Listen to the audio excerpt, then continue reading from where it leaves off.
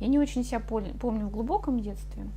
Вот. Я точно знаю, кем я не хотела стать. Я не хотела стать учителем. У меня было явное отторжение к этой профессии, вот, но она меня все-таки догнала, достала. Да? А где-то с подросткового возраста я очень хотела работать в музее. Правда, представления мои о музее были такие вот, видимо, как среднестатистического посетителя. Да? Среднестатистического посетителя, если спросить, кто работает в музее? Экскурсоводы, правильно? Вот, я тоже так, мама меня водила по музеям, и я мечтала быть экскурсоводом.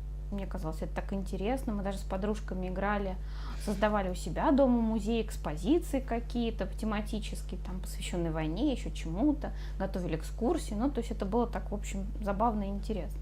Поэтому у меня где-то вот, ну, в старшей школе уже не было вопросов, куда идти. Подала документы в Институт культуры. Тогда заведующей кафедрой и основателем кафедры была Надежда Ивановна Сергеева, светлая память, потому что я ее считаю еще одним моим учителем и очень ей благодарна в жизни за то, что она для меня сделала. Она, в отличие от московских, да, таких вот тенденций и традиций, она больше ориентировалась на практическую работу. И она, благодаря своему личному обаянию, настойчивости, прекрасному, ну, давно вращалась в этой сфере, прекрасно знала коллег, коллектив, она ориентировалась на то, что преподавать практические курсы должны реальные практически работающие музейщики. Ну вот, самые любимые преподаватели, самые яркие курсы, это, конечно, комплектование, учет, хранение музейных фондов, которые я вот сейчас подхватила, да, несколько лет назад, а так их читали, конечно, блестящие педагоги. Читал Виктор Михайлович Фабисович, мой любимый учитель, читала Лариса Георгиевна Гамалян. Она тогда работала в приюте на Замок по науке, сейчас она работает заведующим Пушкинского дома, музея Пушкинского дома. Читал Олег Викторович Лысенко, читал Георгий Деширович Веденский, хранитель оружия ГМЗ «Царское село». Я училась с 91 по 96 год, потом я поступила в аспирантуру и в 2000 году защитила диссертацию. Да, у меня был музей, в котором мне хотелось работать. Это Екатерининский дворец-музей. Я когда была студенткой, я водила там экскурсии летом и в течение года подрабатывала. Там работал мой любимый учитель Виктор Михайлович Фабисович, он в то время был там замом по науке. Я-то была абсолютно убеждена, что я буду работать там. Но как к моменту окончания моего института он взял оттуда, перешел работать в Эрмитаж, и сейчас он зав. Отделом фондово-закупочной комиссии Эрмитажа. И получилось так, что я не пристроилась работать в Екатерининский дворец, потому что мне предлагали работать, продолжать в экскурсионном отделе, а я-то ведь уже познала за 5 лет обучения в институте, что я, в общем, в большей степени не популяризатор, а, в общем, как-то мне хотелось наукой заниматься. А в научных отделах тогда не было свободных ставок, и поэтому Виктор Михайлович меня пристроил сюда, в музей Ахматовой. Я не очень была уверена, потому что я не очень любила Ахматову. Я как-то из дворцовых стен, мне очень сложно было сюда психологически прийти. Но у меня была очень высокая степень доверия к нему, и я пришла. Пришла я сюда на следующий день после того, как получила диплом, 26 июня 1996 года. Ну, в сообщество «Адит» я попала в 1997 году, когда была конференция в Петербурге. Мы вместе с комиссом готовили каталог прижизненной иконографии Ахматовой. Вот, и с тех пор я ездила практически на все конференции «Адит» с 1998 года вот, по 2013, с 3-летним перерывом в декрете была. Я сюда пришла в сектор учета и хранения, и им заведовала Галина Павловна Балок. Галина Павловна совершенно уникальный человек, ей сейчас за 80 лет, у нее совершенно жизнелюбивая, активная жизненная позиция. Это тот человек, который, когда ему позвонишь и с ним пообщаешься, придешь, он вот вносит свет в душу, приподнимает. Отдел учета, нет, сектор учета, да, музей Ахматовой располагался на этом же самом месте.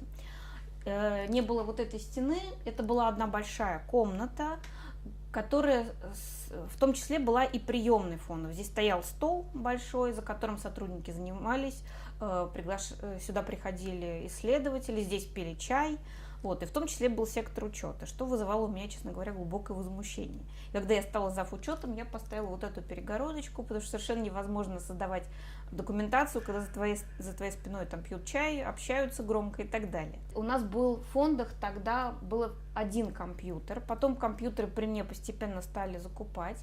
Камис, информационная система у нас с 95-го года, то есть я пришла, народ ее как раз осваивал. И в общем, Галина Павловна, тогда, если ей сейчас за 80, это было сколько лет назад, то есть она уже была не молодым человеком, да, почти 20 лет, то есть ей было, ну, там, 60, наверное, да, и вот, опять же, то, что ее характеризует, что она с большим интересом всегда относится ко всему новому, поэтому внедрение информационной системы для нее было таким вот очень важным жизненным этапом, она страстно этим увлеклась, и я честно скажу, что мы дрались за место под солнцем, потому что в конце концов каждый, вот только встанешь со стула, уже приходишь, он занят, вот, и поэтому приходилось даже устанавливать часы работы на компьютере, жестко выделять, кто в какое время работает, потому что у нас первоначально стоял один компьютер, к которому были приписаны несколько еще хранителей. Этот график очень жестко соблюдался. То есть вообще невозможно было согнать со стула раньше, потому что всем нужно было ввести информацию в систему. Вот я сейчас так вспоминаю, что мы учились, то есть это с 91 по 96 год, и курс какой-то, ну, такой псевдокомпьютерной грамотности, типа работа с текстовым редактором лексикон на старых искрах, и какой-то базой данных, я сейчас ее не очень хорошо помню, но тоже какая-то поддос была база данных, библиотечная. И я помню наше возмущение глубокое, нафиг нам вводить книжки в компьютер, в эту базу данных, когда мы этим в музее точно не будем заниматься. Но, видимо, несмотря на глубокое возмущение, опыт работы с базой данных был, и поэтому я очень легко вписалась вот в это внедрение. И как раз после этого там возникли сетевые версии системы, и мы с большим энтузиазмом этим занимались. Очень быстро, опять же, ну, вот наш директор Нина Ивановна, она как-то очень тоже относится ко всему новому с большим энтузиазмом. Закупались нам компьютеры, парк компьютеров постоянно обновлялся. И сейчас... В общем, это уже давно. У каждого хранителя на рабочем месте есть компьютер с системой. Я очень быстро стала администратором базы данных Камис, которым, в общем, ну так, до сих пор и являюсь, фактически не имея этой официальной должности, все равно я осуществляю там некоторое сопровождение Камиса. Мы совместно с Леонидом Кудрявцевым конвертировали Камис из предыдущей версии 3.0 в 2000-й Камис. И, в общем, я к нашей системе отношусь с нежностью, и до сих пор у меня иногда возникают конфликты с коллегами, когда они там что-нибудь в системе попортят, а я это воспринимаю уже просто как личное оскорбление, да, когда там начинают раздваиваться значения в справочниках и так далее. Ну, потому что это же, в общем, мое детище. У нас изначально, естественно, все вводилось в систему Камис, и мы пошли, ну, существует два разных пути, да, взять, быстро набить все по книге поступления или по научному инвентарю, или все-таки, чтобы хранители это делали медленно и печально, но реально с предметов, проверяя описание и так далее. Мы пошли по второму наиболее длительному пути, потому что у нас не было никаких там вот жестких сроков, гонок и так далее. В нашем музее нет норм ввода информации в базу данных.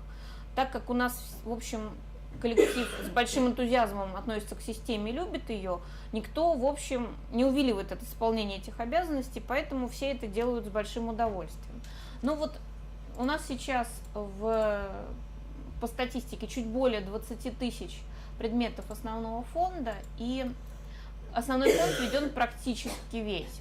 То есть вот всего в базу введено информации о 70 956 предметах, но это основной НВ, библиотека и все временные поступления. Мы, в общем, оцифровываем коллекции для того, чтобы предоставлять доступ и исследователям к ним, но, правда, внутри нашей базы.